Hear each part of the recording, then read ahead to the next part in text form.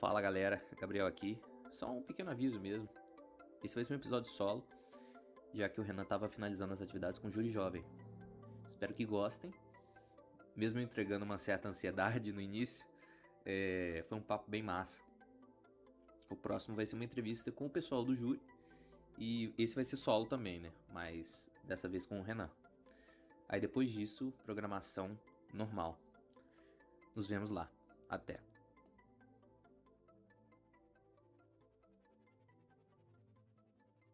Muito bom dia, muito boa tarde, muito boa noite, galera. Estamos aqui para mais um Cinema em Transe. Esse sabadão, dia 29. E perto do fim da Mostra Tiradentes. Vamos ter as premiações agora e os filmes finais já estão sendo exibidos, né? E estamos aqui com o diretor de Extremo Ocidente, João Pedro Faro, para trocar essa ideia com a gente. Fala aí.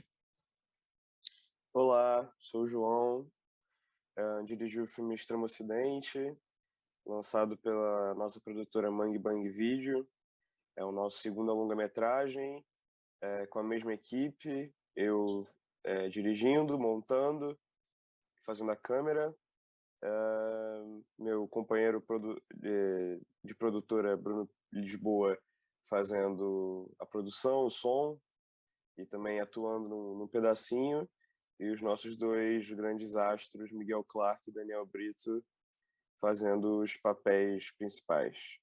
A gente gravou esse filme ano passado, junto com o Sombra, que foi outro longo que a gente lançou ano passado no Festival Ecrã, e que deve ter algumas sessões presenciais ao longo desse ano em alguns eventos aí.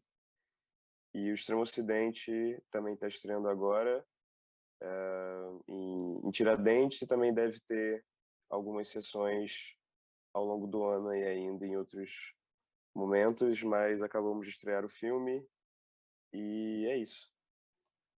Massa demais, e vamos para a vinheta. Em Brasília, 19 horas. O processo vai começar.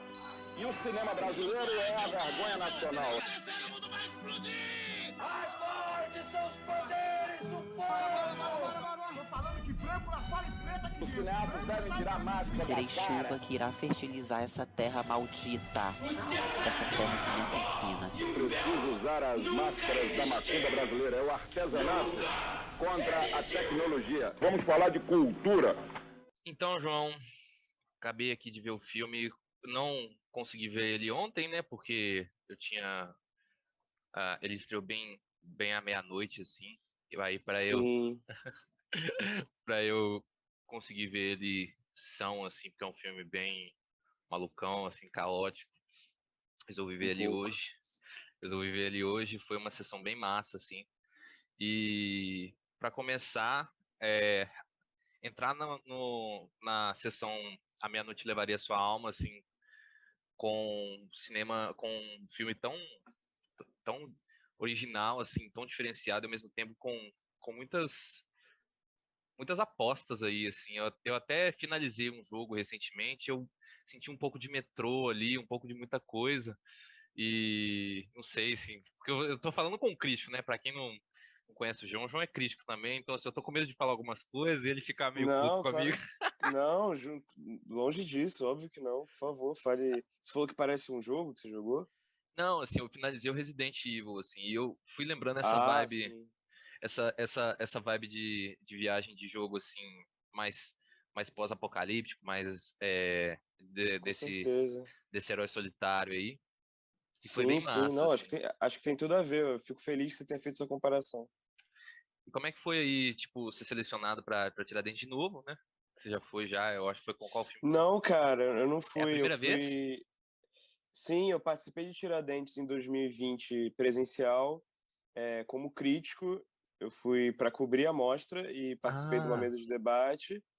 E ano passado eu passei um curta que eu fiz em 2019 chamado Muriel, filme de terror.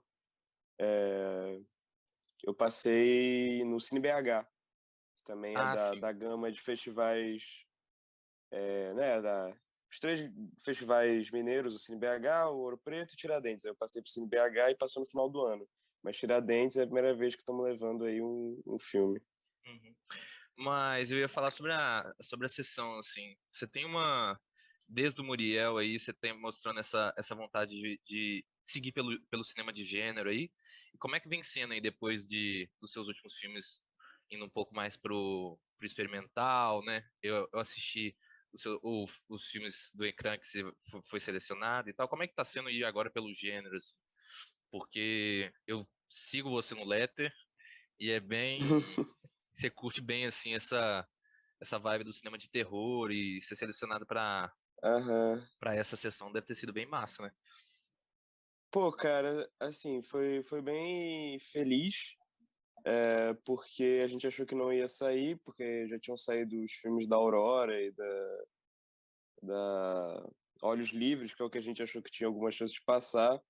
Aí a gente tinha meio desistido, aí do nada a gente recebeu esse e-mail e, pô, a gente já tá numa sessão meia-noite, com chamada Meia-Noite Levarei Sua Alma, com outro filme do Mojica. Então a gente ficou feliz pra caralho, assim. Eu não sei se pode falar palavrão, não sei. Desculpa, eu falei.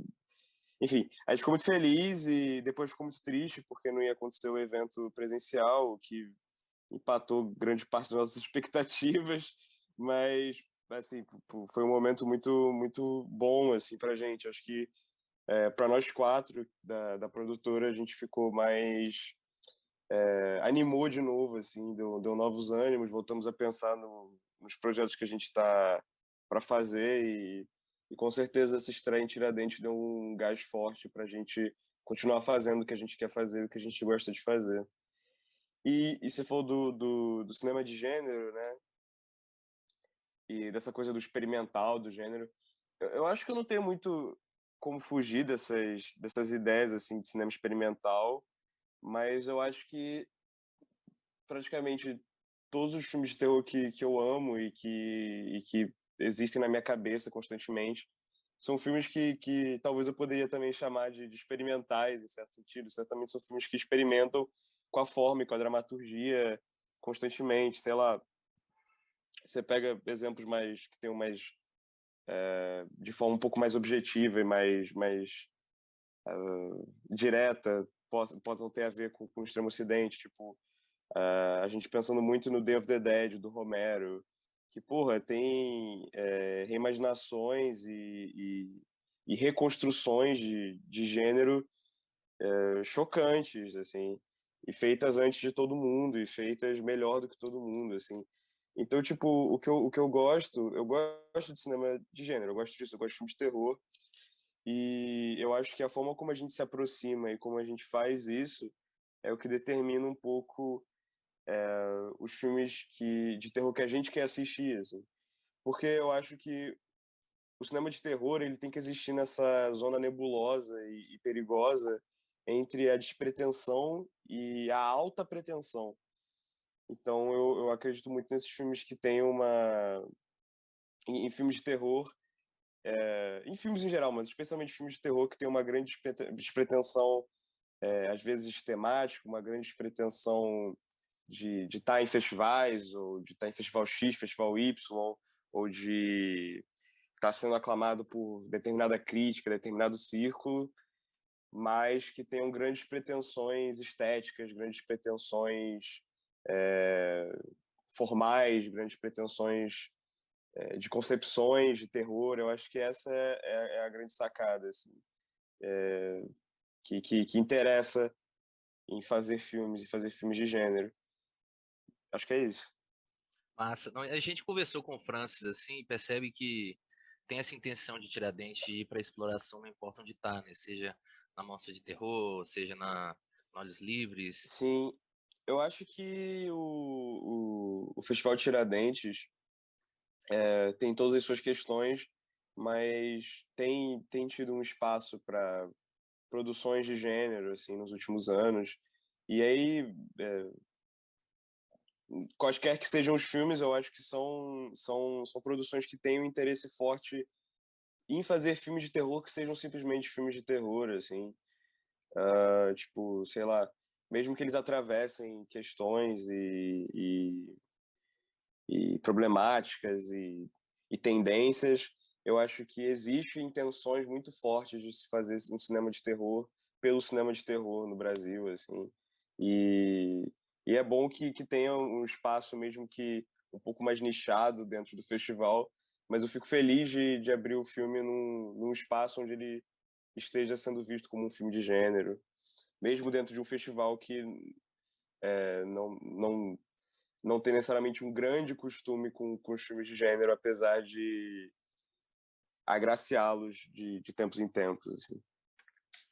Massa. E vendo o filme, assim, eu percebi essa exploração formal muito também no uso da câmera, assim. Vivendo no digital, a gente tem visto muito filme ou procurando uma colorização, uma iluminação muito comum, assim, né? Eu acho que isso tem muito na interferência do streaming e tudo mais. É tudo tem uma leva de filmes, e toda aquela leva de filmes, eles são bem similares, né? Que tem essa influência também da Netflix e tudo mais. E você foi pro lado oposto, né? É... Aí como é que foi essas escolhas, assim? Porque eu fui lembrando de várias coisas, assim, quando eu tava vendo. Eu tava lembrando de jogo, eu tava lembrando de enquadramento, por exemplo, da série do Toby Hooper, né? Baseado no livro do King, lá, eu esqueci o nome, cara. Silent Slot. Isso. Aí eu fui lembrando aquelas composições, porque teve uma hora que eu achei, cara, essa onda vai pegar esses urubu aí, porque veio uma onda e tem uns urubus, assim, no mesmo quadro. Eu falei, caramba, cara, ficou Sim. bem massa, assim, mas ao mesmo tempo tem aquela câmera bem ruidosa, assim. Então, a importância da forma, assim, pro seu filme é um barato bem firme, assim, bem consolidado na sua cabeça, né? Cara, eu acho que... E eu tava falando disso ontem com o Bruno, o produtor, e ator também, né, o churrasqueiro. Eu acho que falta pensar um pouco que filmes que sejam pesados em questões formalistas estão sempre tratando do seu baixo orçamento, mais do que fazendo filmes que estejam fazendo a forma só porque a gente ama, formas de pensar cinema e formas de enquadrar e formas de pensar cena e enfim, esse tipo de coisa. Acho que mais do que isso, esse formalismo mais pesado é uma forma, sempre, isso não é uma criação nossa, muito pelo contrário, é uma tradição, eu acho, de que é uma forma de você pensar o cinema de baixo orçamento e você relocalizar várias coisas que você não pode ter. Principalmente numa questão dramatúrgica mesmo, tipo, como a forma ela vai se tornar menos um jeito de você, menos uma decisão total assim sobre você querer fazer um filme que trate muito da forma e mais uma inevitabilidade de você estar fazendo um filme com pouquíssimos recursos e com nenhum dinheiro.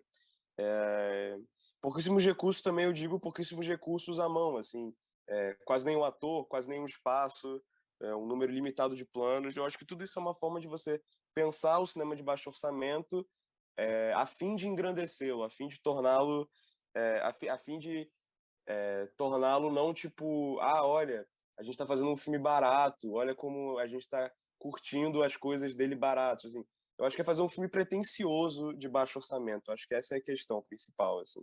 Fazer um filme de baixo orçamento que se engrandeça. Eu acho que essa era a nossa intenção.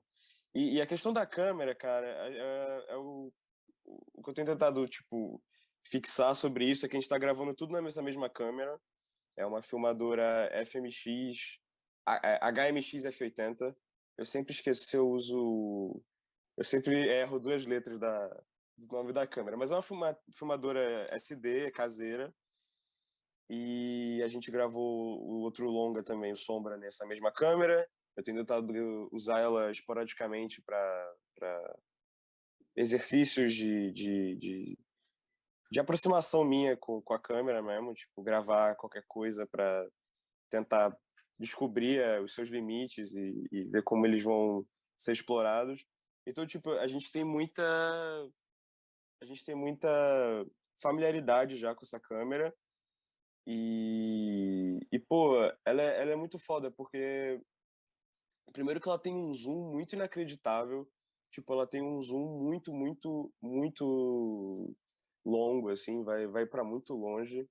E isso favorece vários planos do filme, assim, esse plano que você falou dos urubus, a gente não conseguiria ter filmado em outra câmera, porque certamente nenhuma outra câmera teria deixado com que a gente ficasse uma distância possível daquela cena, sem interferir nela e ao mesmo tempo deixar ela bem enquadrada, bem fechada. Isso ajuda muito, né? Porque a forma como eu gosto de pensar plano tem muito a ver, na minha cabeça pelo menos, em tentar filmar uma coisa de cada vez, uma ação de cada vez, um acontecimento de cada vez, seja num plano muito aberto, num plano muito fechado. E esse zoom inacreditável da câmera ajuda muito. E além disso, tem toda a questão de como ela registra as imagens, né? Eu acho que a grande questão é porque eu vejo muita gente que é frustrada quando vai fazer o seu primeiro curso, seu primeiro filme, ou gente, qualquer pessoa, enfim. Eu acho que eu tenho mais na minha cabeça pessoas que vão fazer um primeiro curto, um primeiro longa, e vão fazer um filme com uma equipe enorme, com uma câmera foda, assim, uma DSLR, e acabam ficando muito frustradas, tipo, principalmente pessoas que têm uma ligação com cinefilia.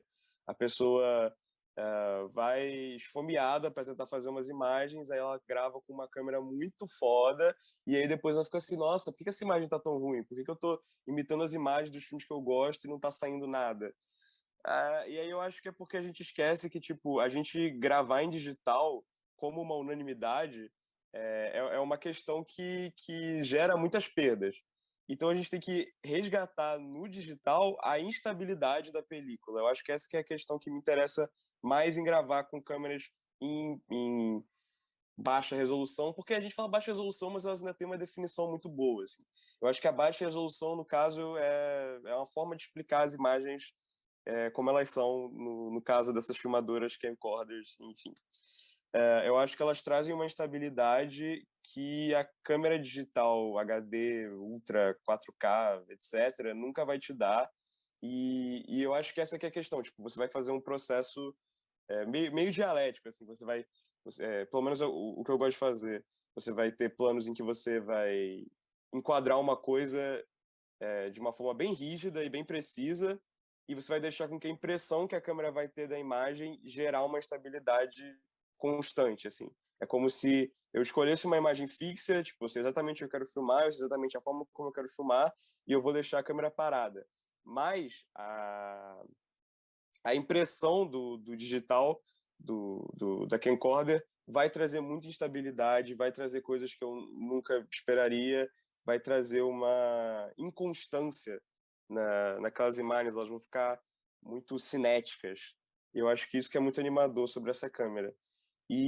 Tipo, eu tento fazer com que o filme não tem nenhuma correção de cor, o filme não tem nada. Eu tento fazer com que elas fiquem o mais iguais do que quando a gente gravou possível. A única coisa que eu faço em pós-produção em relação à imagem é adicionar um pouco de granulado na pós, porque eu acho que ele adiciona ao quadriculado da imagem da camcorder. Tipo, a filmadora filma as imagens levemente pixeladas, não muito, mas as imagens têm um certo quadradinho, e aí eu acho que adicionando uma camada baixa de ruído, uma camada digital, uma camada falsa de ruído, né? um ruído de pós, é como se esses quadrados ficassem mais dilacerados, como se eles ficassem mais fluidos. E aí a imagem ainda ganha outro tipo de instabilidade. Então eu tento trabalhar, tipo, mexendo o mínimo possível nas imagens, mas mantendo elas instáveis e capazes de irem para vários lugares. Eu acho que essa é a questão com o digital, e isso que anima fazer vários tipos de filme diferentes com ela, porque, tipo, o Sombra é um filme em que, de certa forma, a imagem em baixa resolução conversava com temáticas do filme, com questões sobre o que os personagens gostam, o que os personagens escutam, e aquele universo. Eu acho que no Extremo Ocidente é uma questão muito menos diegética, e aí entra a baixa resolução como eu vou te chamar de preciosismo, mas não de uma forma negativa, eu acho, pelo menos para mim. Eu quero dizer preciosismo porque realmente é sobre um valor estético e também processual, mas um valor estético. Tipo, eu gosto das imagens desse jeito. E aí eu vou tratar ela, eu vou filmar com essa câmera e com essa baixa resolução, mas tentando criar coisas completamente diferentes de coisas que eu mesmo já gravei com essa mesma câmera. Então eu acho que dá para gravar com ela filmes que têm, tipo, um apuro visual muito elegante, muito forte, e ao mesmo tempo dá para gravar filmes que têm um apelo visual sujo e escroto, e as duas coisas fazem muito sentido com essa filmadora, e as duas coisas, e não só essas duas coisas, mas várias outras entre elas. Eu acho que ela abre espaço para diversas experimentações. Eu acho que ela tem caminhos infindáveis e, de verdade, tipo, não me dá vontade de nunca mais fazer nada com uma câmera HD ou uma câmera HD SLR ou qualquer coisa, uma Blackmagic. Tipo, dá vontade de não chegar perto dessas coisas porque eu sinto que eu nunca vou ter a movimentação e a euforia de uma filmadora dessas, tá ligado? Eu me apeguei a essa filmadora, tipo, o primeiro filme a gente gravou com a mesma filmadora, mas era emprestada de um amigo. Aí pro segundo filme eu comprei no Mercado Livre uma filmadora igual. Então eu tentei me apegar a essa filmadora específica e nem não tentar ver outros assim, também para me prender a essa limitação, né? Porque fazer filme é isso, fazer filme é se apegar a diversas limitações. Massa demais. E a sua produtora, vocês estão indo para um caminho meio incomum, assim, porque são filmes pequenos, mas ao mesmo tempo são longas, né? Você fez o Sombra, você fez esse agora. Então é uma pegada um pouco diferente, porque você está indo, sim, pelo baixo orçamento e tal, mas ao mesmo tempo você está fazendo um filme grande com pouquíssimas pessoas, né? Então, assim, tem essa. Porque para quem não sabe, assim, que eu gosto sempre de reforçar, não é só chegar para um festival e você mandar o filme, né? Tem que ter o festival certo, tem que ter a parada certa, tem que ter a amostra certa, igual tem a amostra aí do A Meia-Noite Levaria Sua Alma. Então, assim, por que fazer longa? Assim, por que não chegar e fazer o caminho das pedras, né? Que é fazer os curtas, depois conseguir um financiamento para um longa e colocar o longa naqueles lugares. Enfim, por que isso? Ah, cara, assim, tipo, o Sombra, quando a gente gravou num dia. E a gente não sabia se ia ter material para um curto ou material para um longa. Quando eu sentei para montar, eu fui vendo que eu queria fazer um longa, tipo, e eu achava que o filme só faria sentido se tivesse o desgaste de tempo que eu queria que ele tivesse. Né? Acabou o filme em 72 minutos, assim. O Extremo Ocidente, mesma coisa. Eu tinha um roteiro de 3 páginas, sendo que, sei lá, a primeira meia hora de filme é só a primeira página. E aí a gente foi fazer também, não fazendo ideia de quanto tempo o filme ia ter. E eu sentei para montar e deu 68 minutos.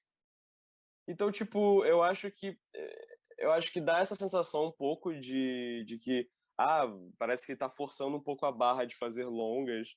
Mas eu acho que eu tenho muito mais ideia de longa do que curta. Eu gosto de longas metragens. Eu gosto de fazer outras coisas com curta-metragem. E nada impede da gente fazer curtas nesses tempos, assim, tipo, se eu tiver uma ideia de curta, eu vou fazer um curta. Mas eu gosto de longa-metragem, eu acho que a gente tem material para fazer longa-metragem. E porque eu acho que existem poucos filmes longas-metragens de ficção no Brasil sendo feitos anualmente. Eu acho que a gente tem muito documentário, a gente tem muito docu-ficção, e eu acho que fazer longas-metragens de ficção é uma vontade por si só, assim. Então a gente pensa filmes para serem longas-metragens. A partir de agora, principalmente, eu acho que a gente vai a tendência a gente gravar mais longas-metragens. E é isso, cara. Tipo, eu acho que faz parte do nosso projeto meio de despretensão com altas pretensões, assim. E, e não sei, eu não acho que eu faria um longa-metragem como a gente fez agora tipo, sacanagem, assim, tipo, vamos ficar tentando encher linguiça para dar 70 minutos. Eu acho que não é o caso, assim, eu acho que o filme tem 68 minutos e eu botei 1 minuto e meio de tela preta no final, ao invés de créditos. Aí eu fiquei tipo, é isso, cara. Tem 68 minutos de filme e 1 minuto e meio de tela preta e tá certo, sabe? Se eu tivesse achado que não tinha coisa suficiente, o filme teria, sei lá, 40 minutos ou 50 minutos. Mas eu acho que a gente tinha intenção de um longa, não tinha certeza se ia ter material suficiente. Quando eu sentei para montar, foi dando o suficiente. Assim, eu entendo que muita gente pode ver esses filmes, principalmente porque principalmente, acho que mais o Sombra até do que o Extremo Ocidente, porque é um filme que tem planos bem longos e tem uma dilatação e tem essas coisas, etc e tal. Mas essa sempre foi a intenção desde o início, sempre foi a intenção fazer um filme de planos longos e um filme que tivesse um certo desgaste, assim, pro espectador e, enfim. E o Extremo Ocidente, apesar de eu não achar que seja um filme que vá pelo mesmo caminho, que tenha planos de dilatação e planos longos, eu acho que realmente não é isso, eu acho que é um filme muito decupado até. Ele é um filme com quase com poucos acontecimentos narrativos. Ele tem mais ou menos uma estrutura de 3 atos e eu sabia que eu queria filmar determinadas coisas e quando a gente foi juntando, eu deixei muita coisa de lado também, que a gente gravou e eu não botei no filme. E o Sombra também. Então, eu acho que é isso. Quando a gente faz 2 longas assim em seguida, eu acho que é muito comum que pareça que a gente tá fazendo isso meio que só por clout, assim, fazendo por fazer longas, mas eu acho também muito estranho, tipo, por que a gente faria um longa por fazer um longa? Dá muito trabalho, tá ligado? Tipo, é uma merda, não teria por que a gente fazer isso se a gente não quisesse fazer um longa-metragem. Então eu acho que é isso, cara, eu acho que a resposta é essa, eu acho que tem pouco longa-metragem de ficção no Brasil, a gente tem ideia para longa-metragem e são os longas que a gente quer fazer, são filmes que a gente quer fazer e são os filmes que a gente pode fazer, os filmes que estão ao alcance da gente fazer imediatamente, assim. E os filmes que a gente consegue fazer também perpassam aquela questão que eu te falei, da forma como uma necessidade imediata do baixo orçamento, assim, a dilatação de tempo como uma necessidade do baixo orçamento, e, entre outras coisas, assim, tipo, o filme não tem praticamente nenhum diálogo, isso porque a gente odeia diálogo, porque a gente gosta de filme sem diálogo, a gente gosta de filme sem diálogo, mas gravar filme com som é uma merda, gravar filme com diálogo é uma merda. Então a gente também tem que pensar em filmes que tem um pouco de diálogo, e as coisas vão se juntando ao mesmo tempo. Tipo, o que a gente percebe que a gente pode fazer e o que está mais a mão e na possibilidade de ficar bem feito e foda, e o que a gente, tipo, gosta, e filmes que a gente gosta que já trilharam o mesmo caminho, assim. Filmes que também não tem praticamente nenhum diálogo, filmes que praticamente a narrativa se move por gestos bem pontuais, esse tipo de coisa. Então, tipo, eu acho que a questão é juntar isso. Tipo, a gente tem na nossa cabeça o que a gente curte, os filmes que a gente gosta, e eles têm muito a ver com a forma de produção que a gente adota. E é isso, cara. Massa. E você pediu autorização pro Pablo Vilaça de dublar a cena do churrasco lá ou não? Por quê? Que rolou? Você não. Ah, achei que você tava por dentro do negocinho da dublagem, então eu vou cortar essa parte. Ah, esse rolê de dublagem tem a ver com o Pablo Vilaça? Eu não fazia a menor ideia. Não, eu sei que tá sendo discutido isso, mas eu não sabia que era por causa do Pablo. Pô, que tristeza. Ah, Mas tadinho, cara. a cena do churrasco eu adorei, assim, porque eu achei que ia ter Pô, uma cerimônia, assim, mas não, ele pega a carne e joga pra ele, assim, ele pega na mão. não, eu... É legal que você tenha falado da dublagem dessa cena, porque, tipo, desde o início a gente sabia que esse diálogo seria 100% dublado e era legal que ficasse claro que era dublagem, assim, tipo, acho que combinava com o filme, combinava com os filmes que a gente gosta, e é bom porque dá para ouvir o diálogo inteiro, e eu acho que falta, tipo, dá para ver muito quando você vai ver um filme independente, qualquer coisa, e os caras dublam de uma maneira muito canalha, e eles não abraçam isso, tá ligado? Tipo, não abraçam que estão fazendo um filme com uma dublagem porca, tipo, sabe, tipo, põe a coisa fora do tempo, põe o som de outro ambiente. Eu sei que não são projetos completamente diferentes, mas no nosso caso, felizmente, a gente podia fazer isso e era bom fazer isso e combinava com o filme fazer isso.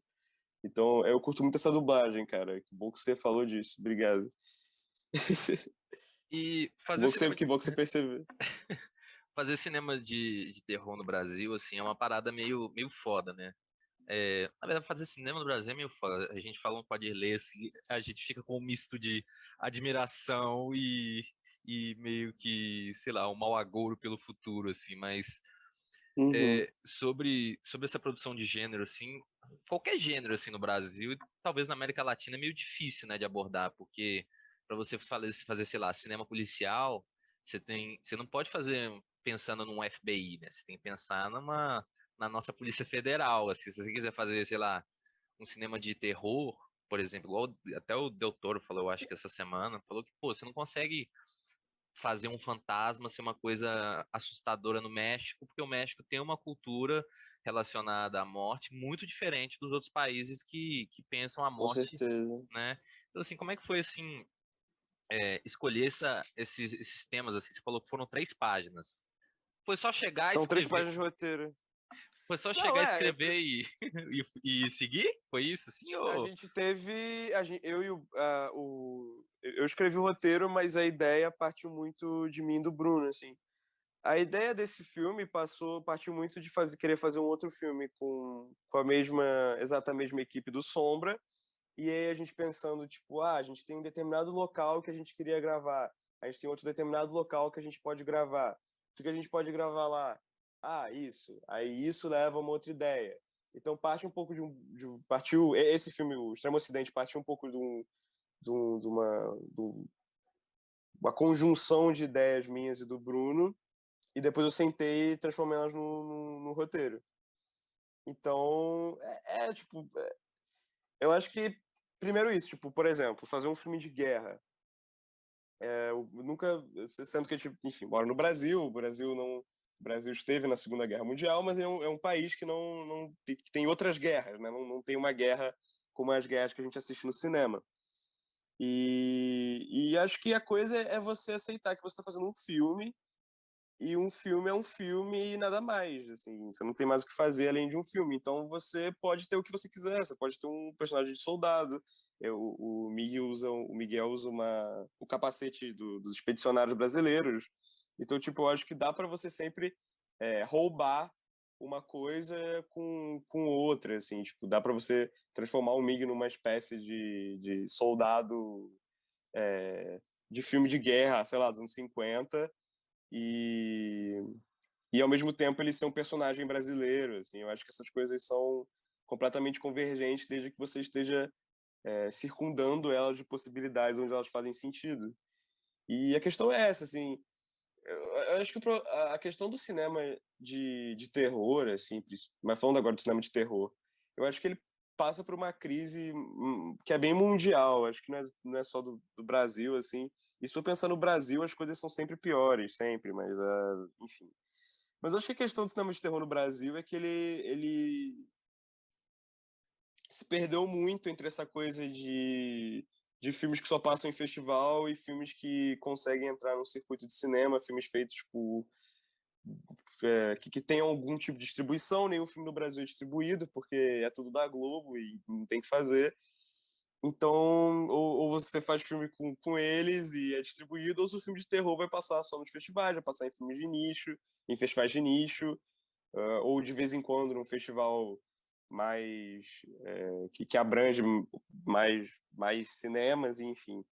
E essa coisa é muito perdida, é muito centralizada, e sei lá, a gente tem muitos grandes filmes de terror no Brasil. Acho que a coisa que a gente mais gosta, mais curte, além do Mojica, que é uma coisa assim inquestionável, sei lá, tipo as coisas do Jean Garret, que era um cara que mexia muito com cinema de gênero, mexia muito com filme de terror, e que a gente gosta muito, mas é porque esses filmes existiam dentro de um modelo de produção que é extinto, que é exatamente esse meio do caminho entre o autor e o mercado que vai passar o filme, que vai usar o seu filme.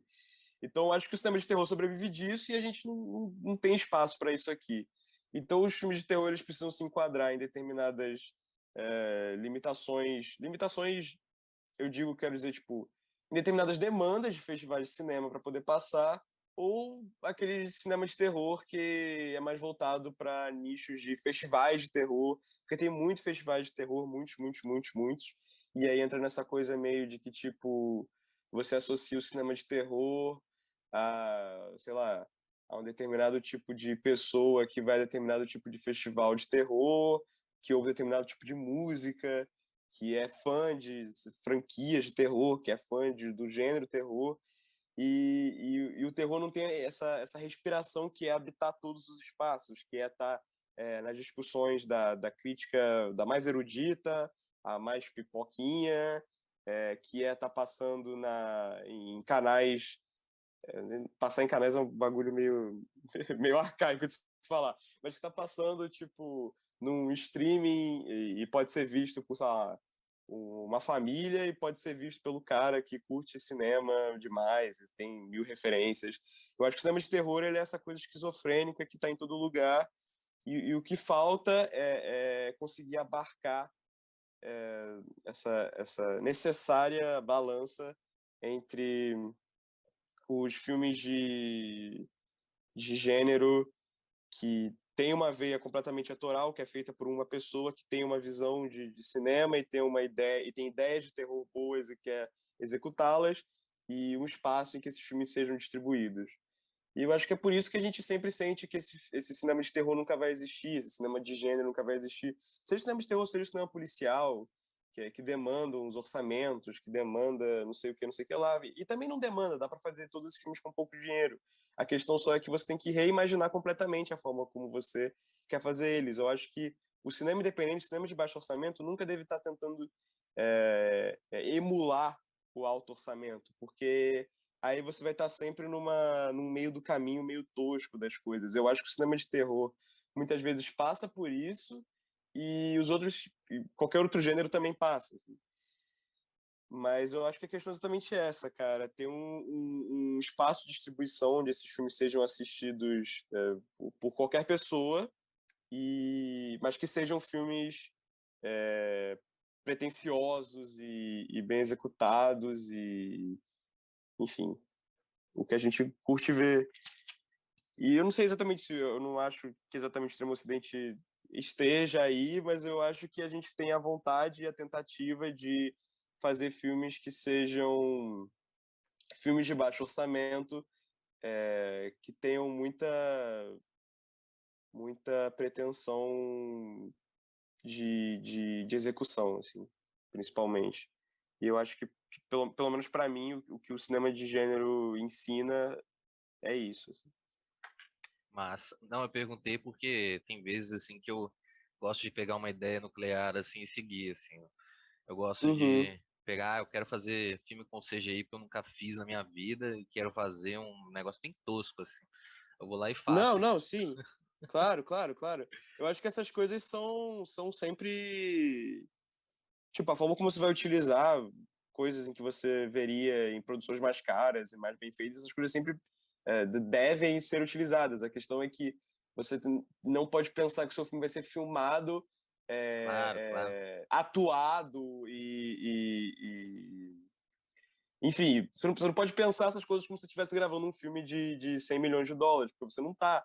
E você não está gravando um filme com atores globais, você não está gravando um filme com distribuição na TV, no streaming, etc. Você está gravando um filme sozinho. Então você tem que pensar que, tipo, você tem que fazer a sua forma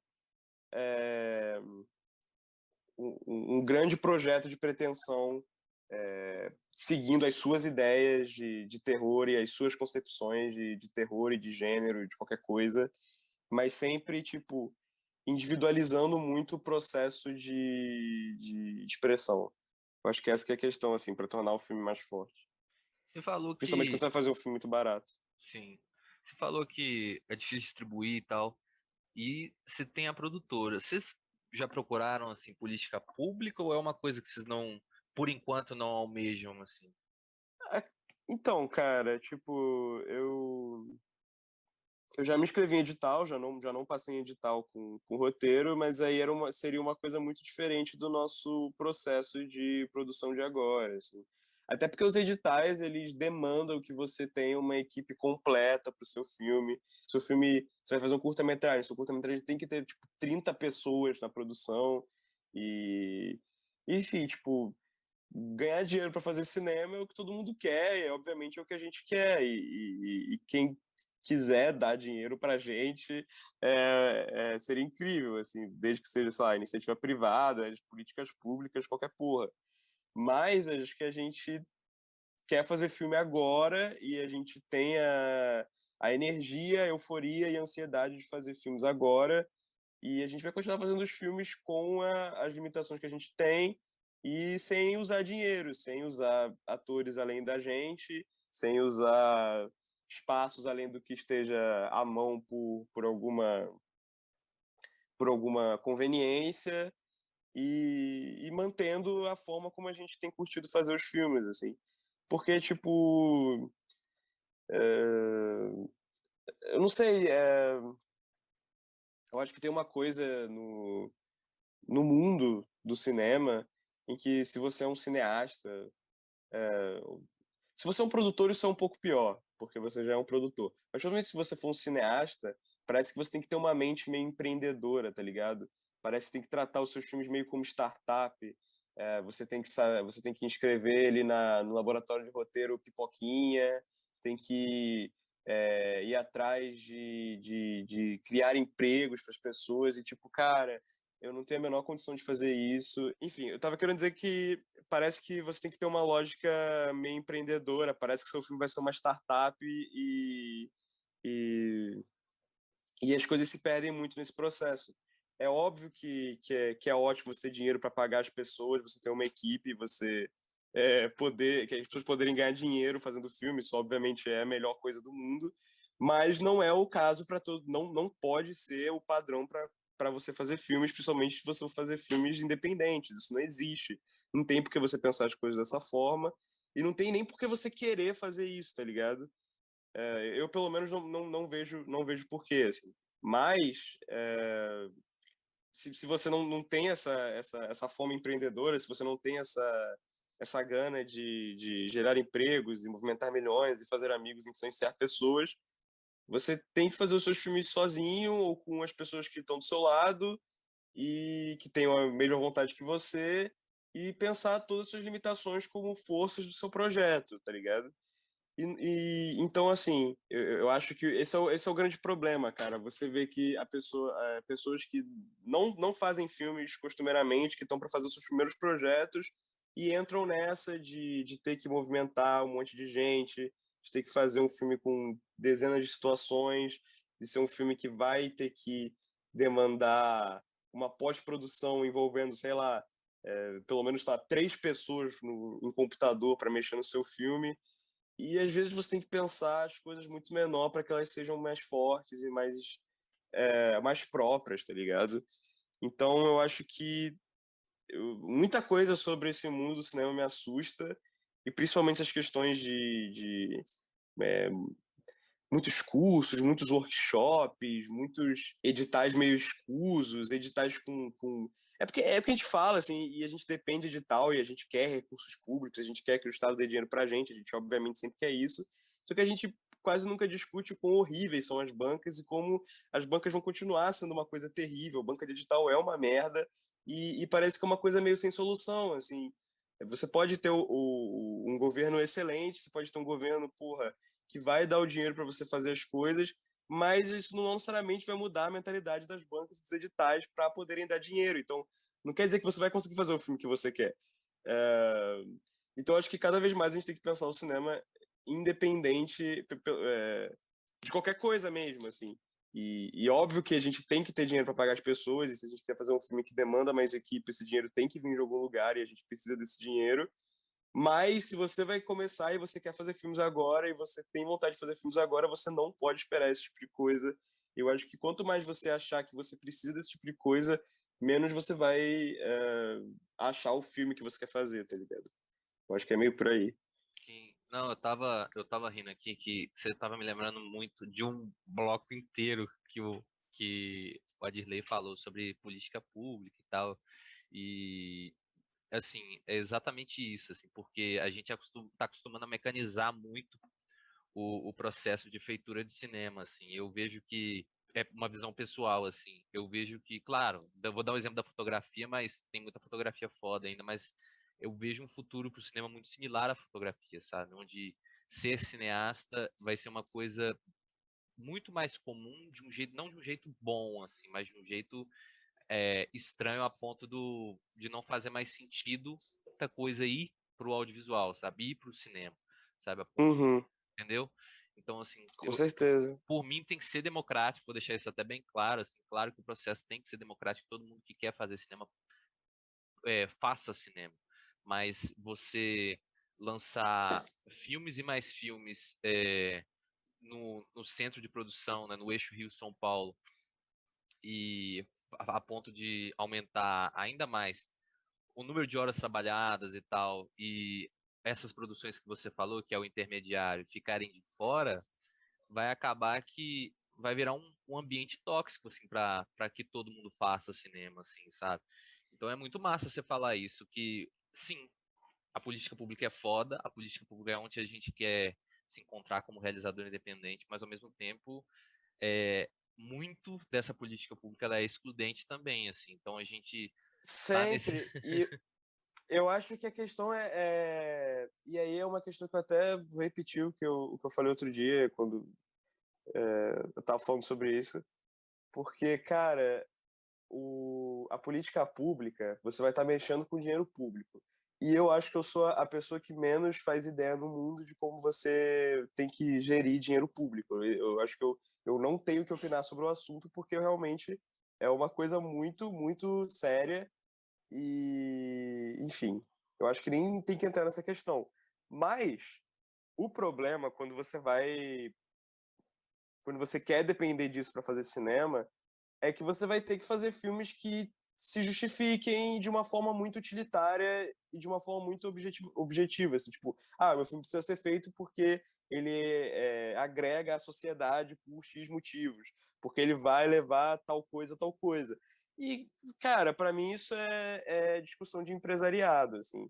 Para mim é discussão de gente que, tipo, você querer. Eu acho que isso não é uma discussão que não tem nada a ver com cinema, não tem nada a ver com expressão artística, não tem nada a ver com nada disso.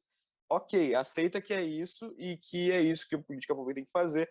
Aí eu não acho que nem é meu caso falar que está certo ou está errado e ingerir dinheiro público dessa forma. Porque, enfim, realmente é o dinheiro do povo e você tem que fazer coisas com isso e é uma coisa que tem que ter uma responsabilidade do caralho para lidar.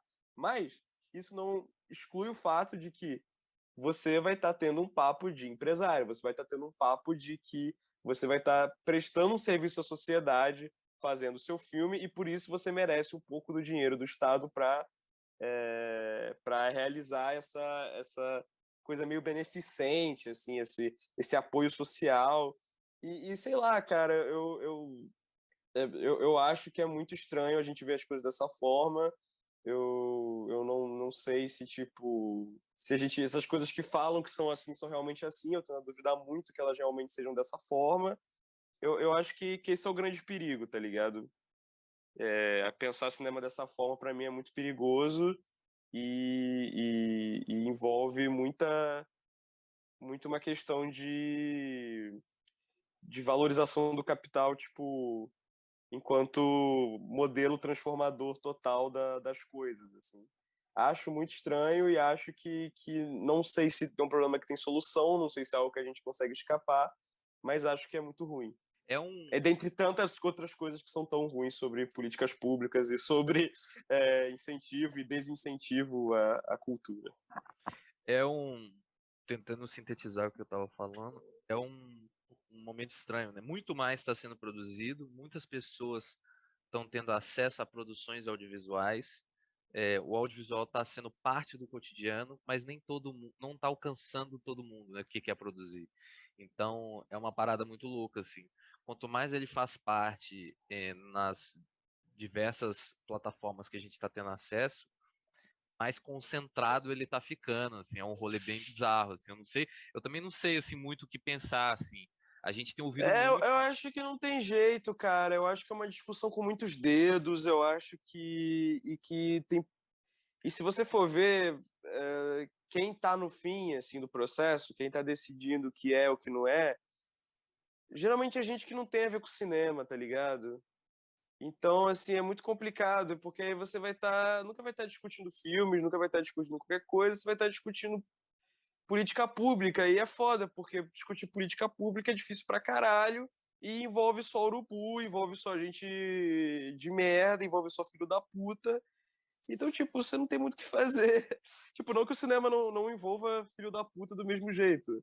Muito pelo contrário, mas essa mistura, assim, de política pública com cinema é uma combinação cáustica, assim, em relação a má gestão e manutenção de modelos de poder e manutenção de formas de pensar cinemas que pelo menos para mim, me soam muito como oligárquicas.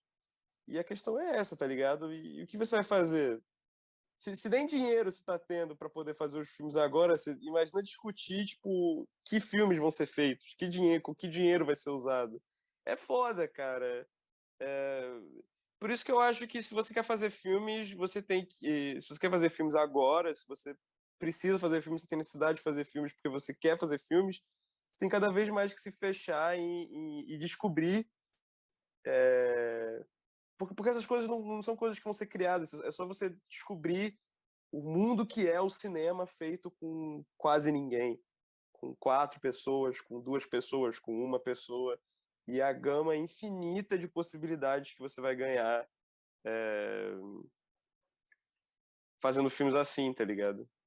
Até que você consiga passar num edital, até que algum empresário bom, algum empresário ou algum político bem intencionado te dê dinheiro para você fazer seu filme, e esse tipo de bosta, assim.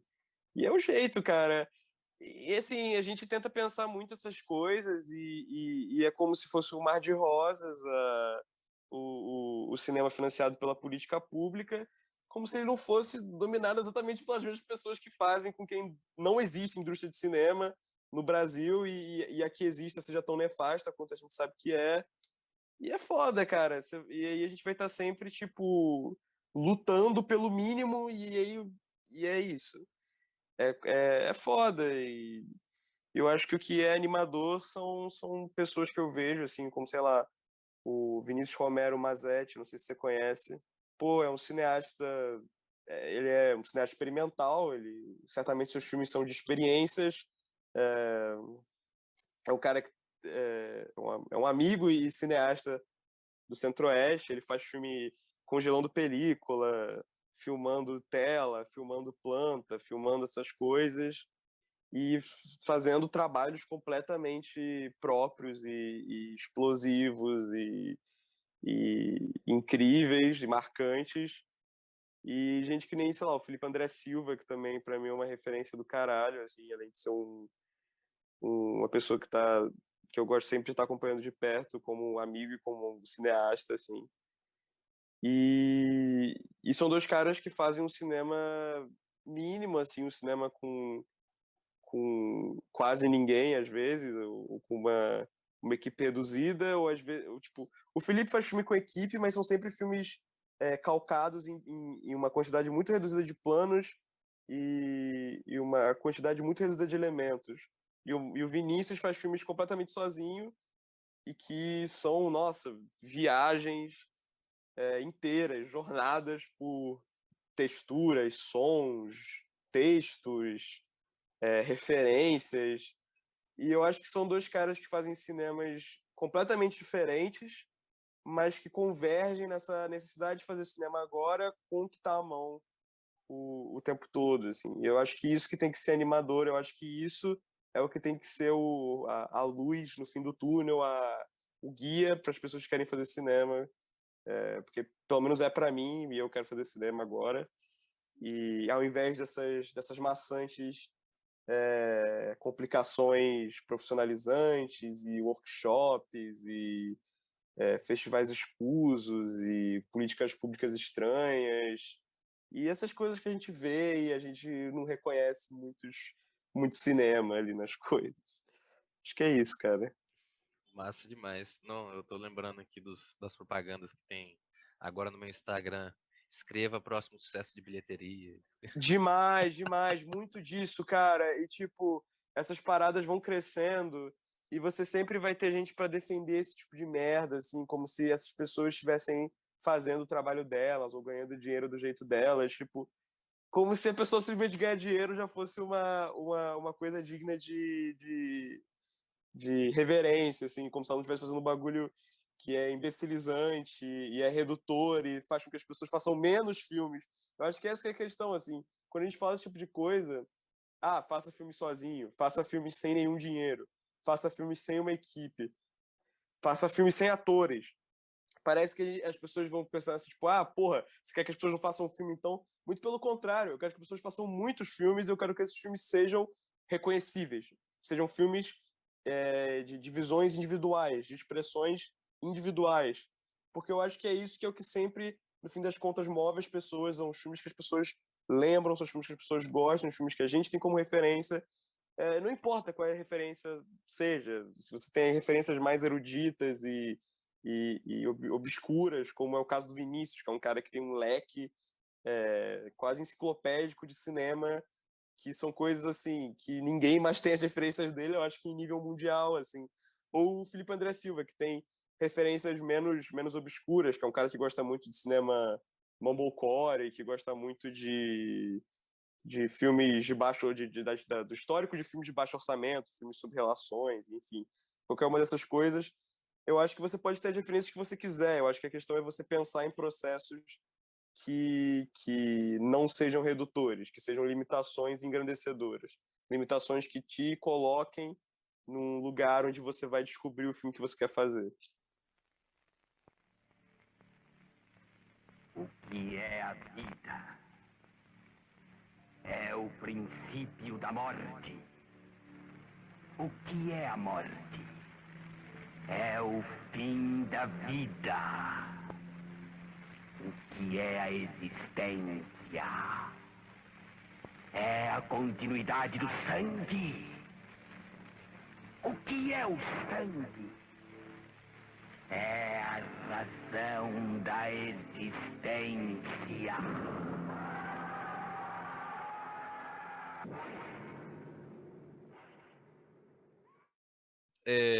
Eu percebo que essas limitações também, não só no cenário micro, assim, no cenário individual, mas no cenário macro, elas têm levado mais pessoas como você, assim, a querer produzir, assim, porque é nesses momentos de crise que eu vejo que mais gente, não que o momento de crise seja bom, né, mas assim, que mais gente queira estar no processo, né, queira fazer parte Com do rolê. certeza.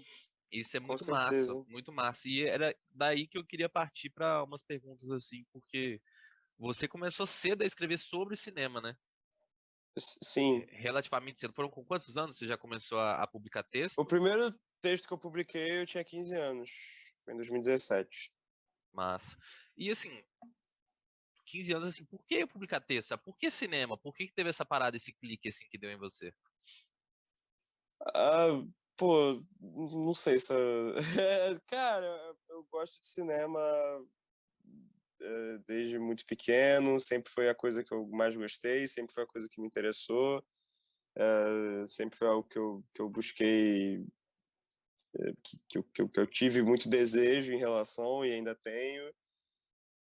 Não sei, eu acho que... Pô, não sei se tem a resposta para isso, assim, é a coisa que eu gosto há muito tempo já, eu não tenho muito o que fazer com isso, a minha cabeça funciona pensando nessas coisas e eu não tenho muita escapatória, assim. Eu já tentei não fazer, já tentei não pensar sobre, já tentei não querer fazer cinema, não querer fazer filmes, e eu sempre volto a querer muito fazer e sentir que eu preciso fazer filmes, e sempre quando eu tô fazendo, eu sinto que eu tô fazendo a coisa que eu mais quero, assim, então eu acho que é só isso. E sobre escrever sobre cinema, eu acho que é porque eu penso muito sobre filmes e quando eu sinto a necessidade de expressar ideias sobre eles, é o que me aproxima do processo, eu acho. Não sei se eu tenho... Não acho que eu tenha um trabalho crítico muito profundo ou muito considerável, mas era o que eu queria fazer e de vez em quando ainda é o que eu quero, Mas é isso, cara. Eu acho que tudo é.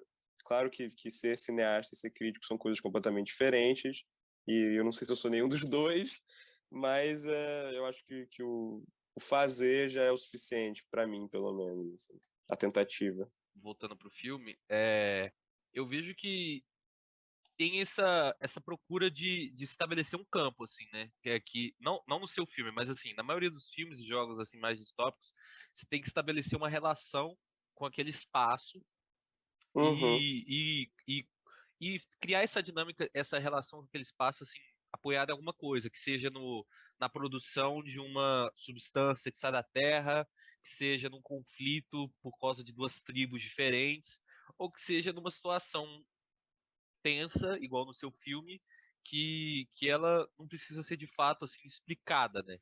Você vai colocando algumas pistas assim, mas nenhuma pista ela é definitiva, né? Igual o filme, eu uhum. achei que ele ia ser dividido em capítulos, assim, quando ele começou com aquele letreiro escrito assim, cuidado canibal, assim, eu falei, vai ser dividido em capítulos, porque parecia bem, assim, aí não, tinha essa coisa do rolê do canibal, assim. A sua criação ela não é pelo pela fala de fato ou por essas paradas assim nas paredes e tal, ela é muito pelo som, né? E pelo movimento de Uhum, câmera, né? Então com assim, certeza. criar esse espaço pelo som assim, foi um rolê fácil, porque você tem, por exemplo, o som da rádio, você tem o som do conflito na hora que o conflito tá rolando no além da montanha, você tem o som Aham. do espaço assim. Não foi você que fez o som? Não, né? Então, cara, o processo do som foi o Bruno que fez o som direto, mas o filme tem muito som de outras coisas. Sons que não fomos nós que gravamos, tem som de banco de som, tem som de outros filmes, tem som de. E mesmo o som direto do Bruno, ele não está sempre como ele estava quando foi gravado, ele também foi muito modificado na pós, assim, tipo, foi colocado em baixa velocidade, e enfim, foi bem modificado. Mas a questão do som principal era que como a gente tinha é, um espaço e que não podia ser totalmente revelado, né? Porque senão a gente não iria gravar, não iria manter a fantasia que a gente queria. O som servia muito como uma extensão, assim, do quadro que é o extracampo, né? Ele servia como uma ampliação, parece, do que a gente queria fazer. E trazer um som que fosse meio falso, meio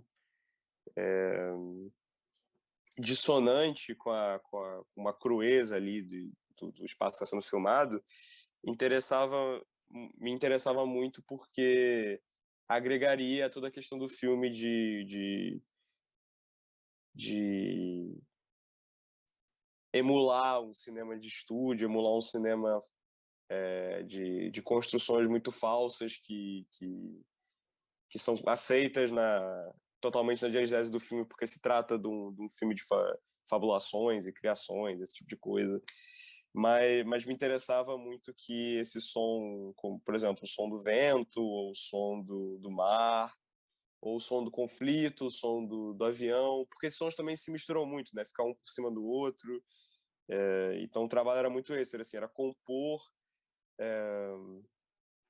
situações que eram ou infilmáveis ou que eram interessantes de estar presentes de forma invisível através desses sons, tanto o som direto mais óbvio, mais imediato e que a gente gravou, quanto sons falsos e que soassem mais artificiais, porque eu acho que tudo isso agregaria ao clima de ficção que o filme busca muito, né? Acho que essa é a questão principal do filme, é a ficção.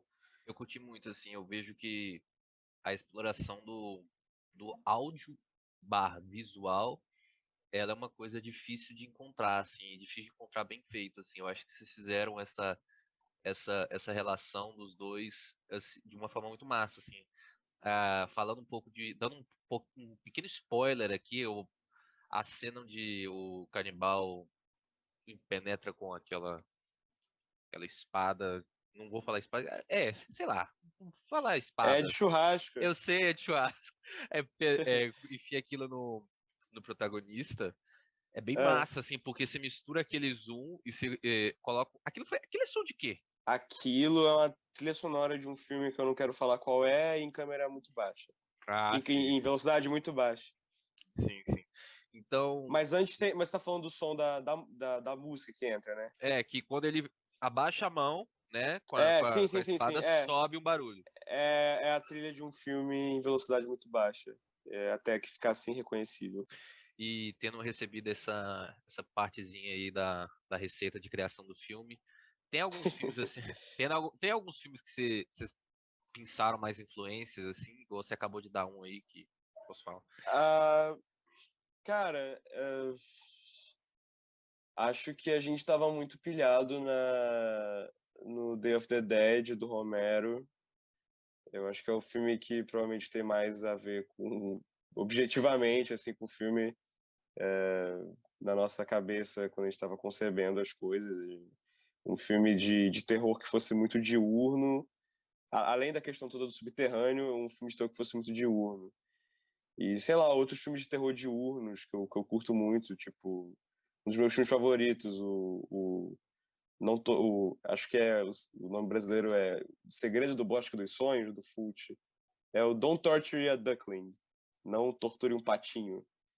É um filme do Fulci de um assassino de crianças. Enfim, é um filme que tem muitas cenas de terror diurnas e eu queria muito fazer um filme de terror diurno e iluminado e que as coisas fossem muito claras. Sei lá, eu acho que acho que são duas referências aí. Não sei, assim, pensando em coisas mais próximas da gente. Tipo... É porque eu sempre fico cabreiro de falar essas coisas de referência, porque sempre parece que eu tô me comparando, ou que sempre tem alguém pra tipo assim, nossa, ele acha que ele tá fazendo isso, sendo que... Não, que isso. Não, mas eu acho que as referências mais eram filmes de terror, diurnos, que a gente curte, e filmes de pós-mundo, assim. Eu acho que o Day of the Dead se encaixa nessas duas opções e é um filme legal de citar, assim, como ideia. Mas, não, o Romero, ele tem eu vejo ele muito vivo hoje ainda, assim. E é massa ver não só ele, mas o Mojica sendo ressuscitado fora do Brasil, assim, ressuscitado entre aspas, né? Que estão pensando numa não sei se é novo filme, não sei se é nova propriedade intelectual, não sei o que pode falar, mas porque tudo tem um negócio, tem um filme para celular, tem um filme, enfim. Mas estão pensando num novo projeto com o Mojica. E é bem massa, assim, ver que o terror, ele tem uma penetrância com as diferenças de época e tal, e de lugar, mas muito foda, assim. Você tem algum espaço, assim, algum lugar que você gostaria de passar o filme, assim, porque é um filme que ele sei lá, assim, eu vejo que ele tem muita abertura para confabulação regional, assim, cada pessoa que for ver esse filme vai colocar assim, cara, esse espaço me lembra esse momento, me lembra esse lugar, porque ele é um filme que deixa esses vácuos, né? Tipo, é a praia é uma praia bem close, é um subterrâneo bem close, é aquela cena do churrasco que tá no topo de um lugar assim, num close também bem fechado e tal. Então, assim, tem algum lugar que você gostaria de passar esse filme, assim, porque eu já vi algumas coisas do filme por aqui, assim, sabe? Tipo, eu falei, cara, isso me lembra muito essa parada, me lembra muito isso aqui, me lembra muito aquilo ali. Pô, eu queria muito passar o filme numa sessão aberta entre dois prédios, assim, tipo, projetar o filme num prédio. Eu acho que a gente tava muito nessa pira, principalmente quando a gente achou que o filme não ia passar pro festival. A gente tava muito com essa ideia. Eu não sei aonde, mas eu acho que faria muito sentido, assim. Acho que seria muito legal de ver o filme num prédio, projetado numa parede. Acho que é a única coisa que eu consigo pensar, assim, que eu pensei onde o filme queria passar. Não sei se era essa a pergunta. Você tá querendo dizer, tipo, num festival específico, assim? Não, tanto faz. O Adley falou que ele passava o filme na rua. Todo mundo tem um rolê, assim, de passar o filme em algum lugar, assim. Eu tinha muita vontade de fazer uma sessão ao ar livre, assim, tipo, projetar o filme numa parede de prédio. Acho que seria maneiro. Acho que tem a ver, né, com a estrutura do filme. Total, a gente fica só pirando essas coisas, mas essas coisas não vão acontecer, porque, sei lá, nada vai acontecer nunca mais. Mas seria muito legal. E levar o filme para esses espaços. A Mangue Bang, vocês têm mais algum planejamento, assim? Você falou que tem vários projetos de longa. Sim, tem algum com que você certeza. pode anunciar? Cara, não sei, não quero cantar e depois, tipo, não rola e eu vou ficar meio bolado. Mas esse ano vai rolar mais um filme de terror, se der tudo certo. Já tá escrito, é um roteiro mais extenso, um roteiro com mais diálogos e mais narrativo, mais pé no chão, assim. E esse ano a gente quer gravar filmes de outras pessoas da produtora, assim, tipo, quer gravar um filme do Bruno, um outro amigo nosso que também faz filme, que é o Júlio Bruno, ele já fez alguns curtas, mas ele não tava voltando a fazer filme, e a gente tá pilhando ele, acho que vai rolar também, ele também tem um projeto. Então esse ano, tipo, eu quero fazer mais filmes, com certeza vai ter pelo menos mais um longa esse ano meu, assim, de terror, e a gente quer muito agora também focar em filmes de outras pessoas da produtora e expandir aí nosso universo cinematográfico, nossas franquias, nossas ideias multimilionárias, assim. Falar então de acho que não, mas o legal da gente estar pensando agora nessa ideia de ter uma produtora, assim, é realmente fazer filmes, se fechar assim, ficar fazendo uma hora um filme de um, uma hora um filme de outro, e tentar ver como esses filmes ficam juntos, assim, porque são ideias diferentes e são pessoas diferentes, e ver como eles dialogam no fim das contas. Então a gente está animado em fazer muitos filmes esse ano e filmes de outras pessoas além de mim. Daqui a pouco vai ter bonequinho do Canibal aí vendendo na...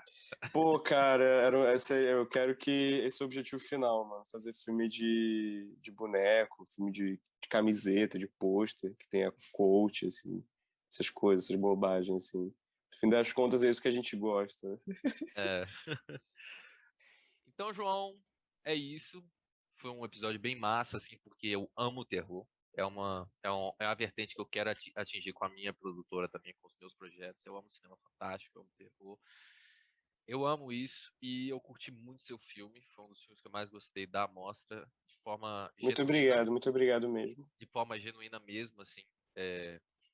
E foi bem massa, foi uma experiência bem massa de ver hoje de manhã, né, com mais reservado aqui em casa. E espero, como você falou, espero ver ele e os próximos filmes, né? No ar livre, com a sala cheia. Ou no ar livre ou com a sala cheia e com geral aí. Estaremos lá. Maluco, vendo o Canibal enfiando espada de churrasco na galera. Imaginei. Enfim. Mas vai sair, em breve em outros lugares. Teremos outras oportunidades. Onde o Extremo Ocidente estiver passando no futuro aí, que com certeza vão ser em vários festivais, em vários lugares, em várias sessões que talvez o João organizar. Enfim, assistam o Extremo Ocidente, assistam os outros filmes do João. E é isso. Mostra Tiradentes 2022. É nóis. Valeu. Valeu. Cinema Brasileiro. Movimento. Transformação. 25ª Mostra de Cinema de Tiradentes. Tempo de celebrar, transitar entre ideias e imagens, experimentar novas possibilidades. Mostra de Cinema de Tiradentes. 25 anos criando futuros possíveis para o cinema brasileiro. De 21 a 29 de janeiro. Programação gratuita e online. mostratiradentes.com.br.